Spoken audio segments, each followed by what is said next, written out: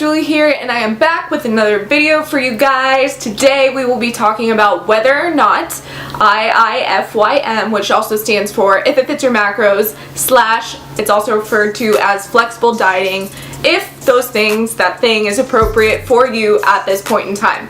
So by definition, flexible dieting, also known as if it fits your macros, is simply the counting of macronutrients, so proteins, carbs, and fats, in order to achieve a body composition goal.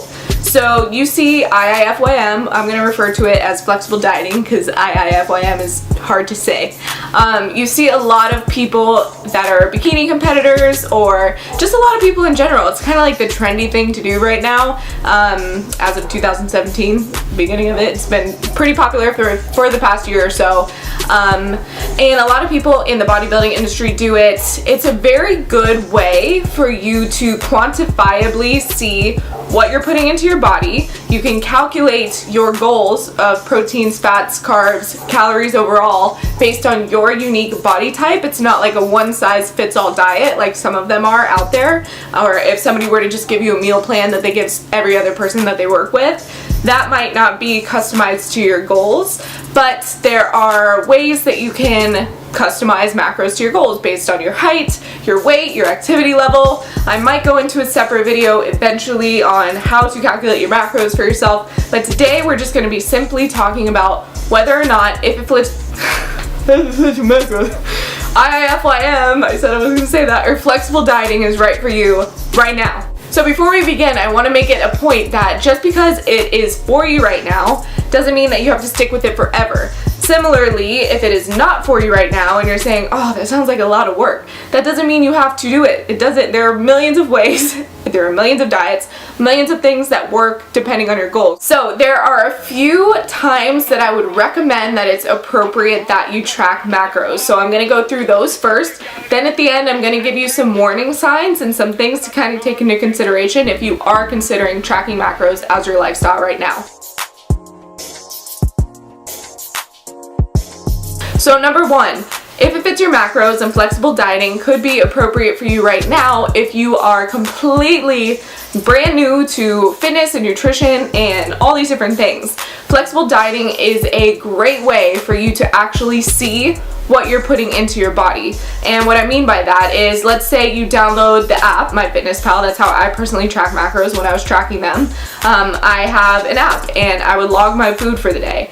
And if you've never done that before, you would probably benefit greatly from doing it, simply for the fact that you're either greatly underestimating how much you're eating, you think you're eating all this food but you're not, or you're greatly overestimating what you're eating, over or underestimating. So you just want to get a ballpark estimate of where you exactly are when you're first starting out, because what happens a lot of times, I see with women especially, is they think they're eating so much, and really, if you've dieted or have the diet mentality, you might be consuming anywhere from like 900 to 1200 calories I've seen for women, and that's going to stall your fat loss progress so much. So just getting a good idea of where you're at using a tracking app like MyFitnessPal, or you can write it out in a journal and have a nutritionist approve it. If you guys want to send me yours, I'd be more than happy to. I do nutrition consulting, so let me know. But yeah, so it's a good place to start, and it's a good way, which brings me into my next point. If you are a super clean eater, you come from a clean eating background and you are scared of certain foods, I call them fear foods. You have foods that are so off limits to you that, like, if you even licked an Oreo, you would evaporate and die. Okay, and I know it's like I'm making a joke out of it, but I've been in that place where I remember one time a guy I was dating gave me an Oreo. He's like, here, have this. I was like, oh my goodness, I haven't had an Oreo in forever. He's like, here's an Oreo, because they were there.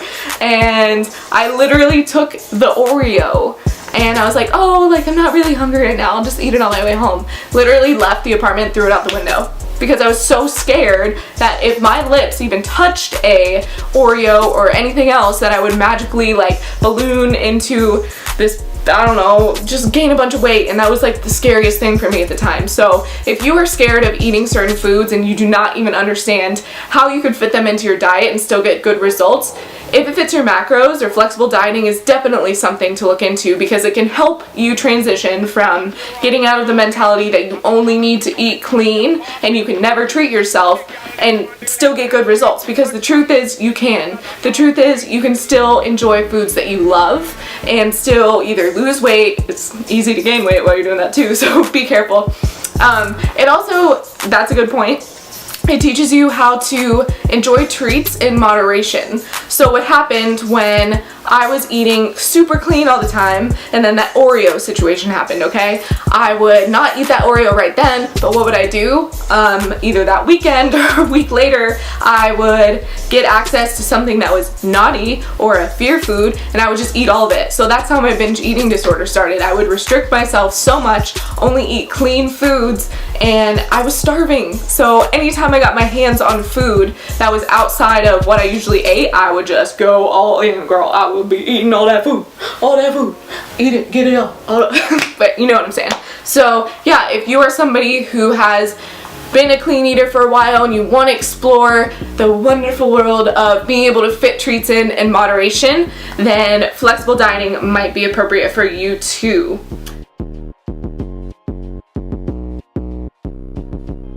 Tracking macros is cool if you have a deadline to meet, like a strict deadline, whether that's you're competing in a bodybuilding show, you have a wedding coming up, you have some sort of something coming up, and you want something that is gonna, number one, help you see tangible results every day. Because the thing with a meal plan is fabulous if you don't want to worry about tracking everything in your phone all the time, but it kind of leaves a little room up to interpretation, because if you're not measuring and weighing things, you can't really see, like, maybe that's 5 ounces, but maybe it's 7. Maybe it's like you think you're eating a half a cup of rice, but you go back for a few more bites, and you don't account for those things in your macros, so they can add up over the period of a week and a month, and you just might not get exact results. With macros, you have exact, like, literally, you're weighing and measuring everything, you're putting it in your phone so you can see at the end of the day exactly what you put into your body. Which is also helpful if you diet for a certain period of time, which, let's say it's 12 weeks. I never recommend dieting for any longer than 12 or 16 because I don't think it's necessary. And it's just miserable, let's be honest, to be in a deficit for that long.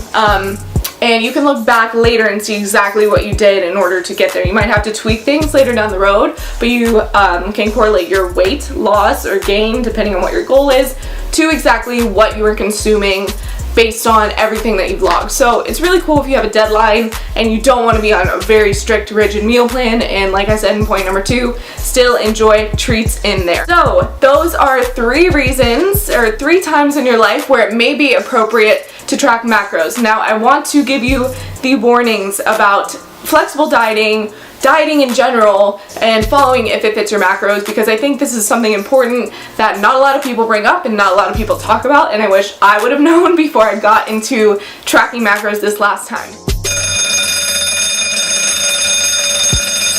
Number 1 tip: if you have any type of history of disordered eating, whether that's anorexia, bulimia, binge eating disorder, all these things, and you think that If It Fits Your Macros is the cure and the end-all be-all, and you're just going to start tracking macros and then all of a sudden it's going to go away, unfortunately that's not true. That's something that you have to do the internal work on, the mindset work, and maybe work with a professional, because that's a serious issue, and I went through it too, and no diet, there's no magic thing that's going to heal it other than doing the work inside yourself. So I would highly consider seeing a professional before you start doing any type of If It Fits Your Macros and see what the recommendation is. Like I said before, tracking is awesome, but it can get a little bit obsessive. Understand that it can take away time with your family. It can take away time if you're just sitting here on your phone constantly, like logging everything, like shh, I gotta log my food, okay, shh. Like I went to my fiance's parents' house over the holidays, and I was on my bikini prep, like I mentioned in my last video, and I was really good still. Like I stayed on top of my macros, but it was kind of annoying. I felt kind of bad because I had to be like in the corner, like, okay, that looks about 4 grams of salmon or 4 ounces of salmon.